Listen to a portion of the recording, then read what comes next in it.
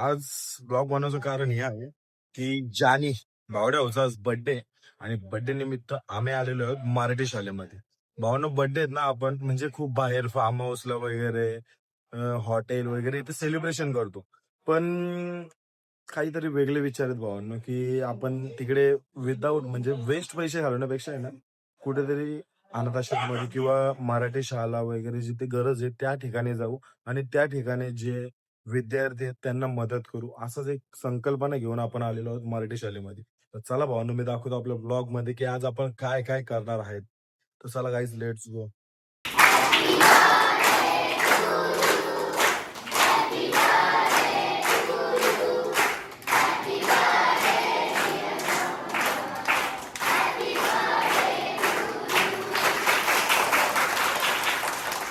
या शाळेचा यांच्या सगळ्याचा अजूनचा विद्यार्थी आहे.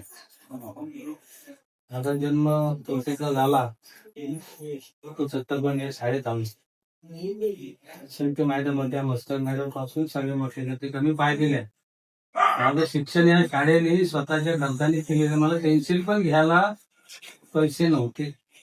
पाटी असायची पाटी, दगडाची पाटी, यावेळी दगडाची पाटी. ती पाटीला पण माझ्याकडे काय नव्हतं. मला इथे आमच्या असंख्य मॅडम आहेत, त्या दाविका मॅडम असतील, सुलतान मॅडम असतील, आपलं शिवडे मॅडम असतील, त्या सगळ्यांनी आमचं सतत केलं होतं.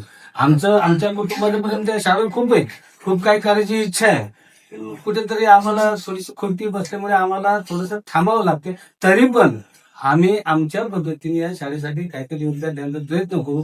विशेष करून हा पट कसा वाढेल,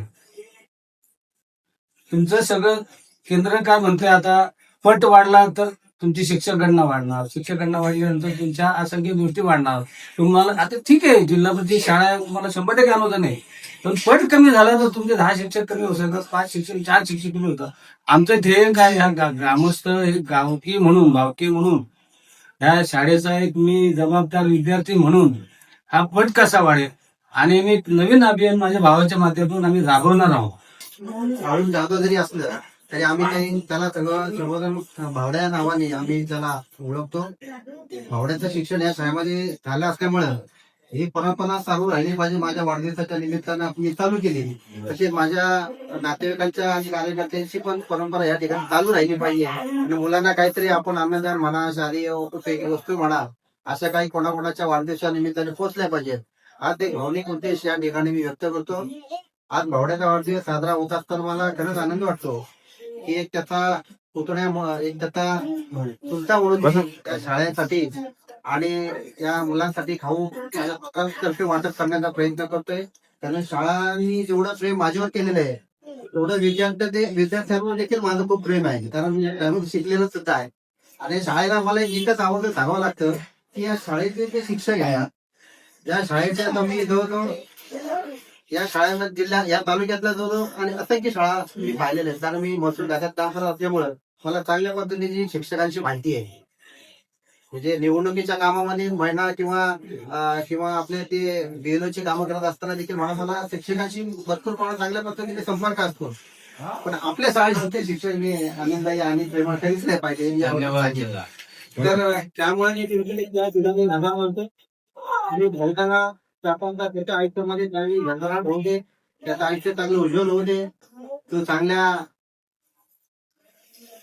राजकीय क्षेत्रात देखील पुढे जाऊ दे, अशी बुद्धाच्याने मी प्रार्थना करतो आणि त्याला खूप साऱ्या शुभेच्छा देतो. इथे थांबलो. जय महाराज.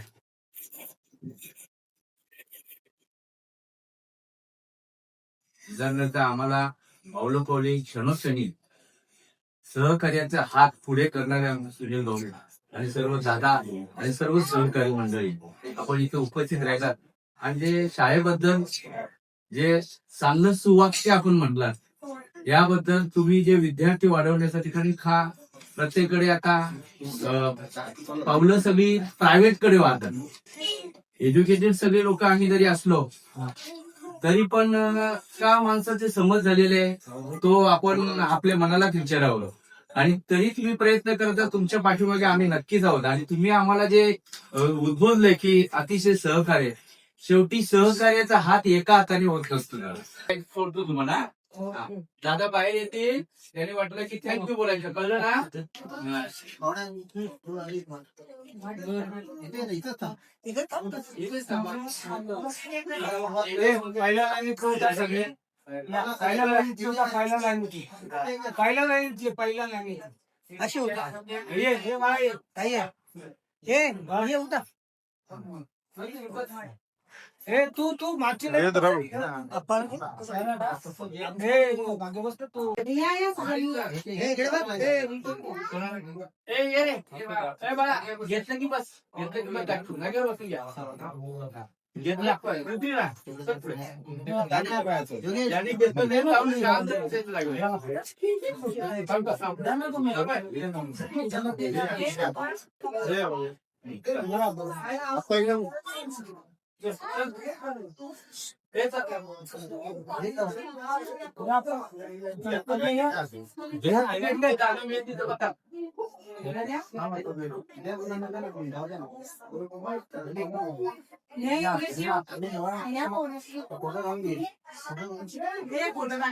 डायरेक्ट शूट करा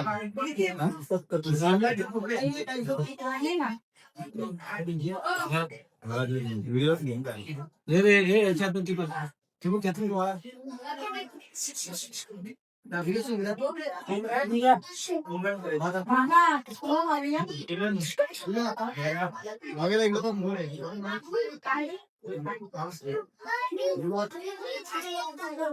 हे इकडे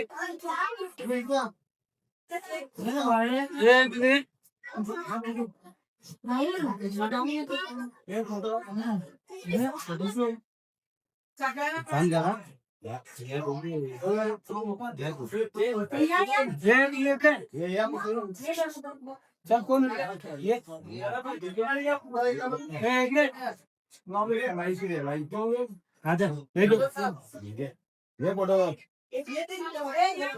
काम चालतो इथं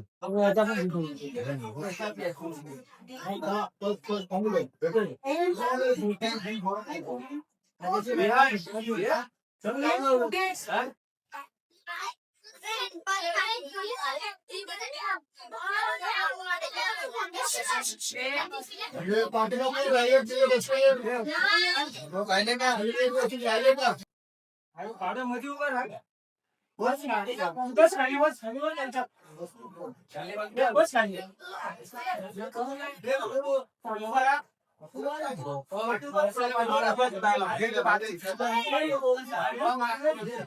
या